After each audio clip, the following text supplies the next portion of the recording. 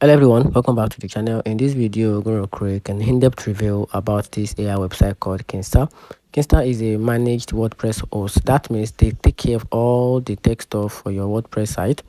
You don't need to be a computer whiz or a computer expert. They handle updates and security. They also make your site work faster. How? They use the Google Cloud. This is like having a super strong computer for your website. Plus, they have a CDN which allow your site to load quickly for people nationwide. You can create a website easily. However, the pricing is a bit higher than some of the WordPress host option. Now, talking about the key features about this platform, Kinsta has some really cool features. This makes managing a WordPress site easier, and here are the list of these best key features. So one of these list of these best key features is the easy site curation. It comes with another key features, which is an instant analytics, together with a push staging to live, and a useful tools together with the high range of data center. Now, talking about the pricing plan, Kinsta come with different pricing plan.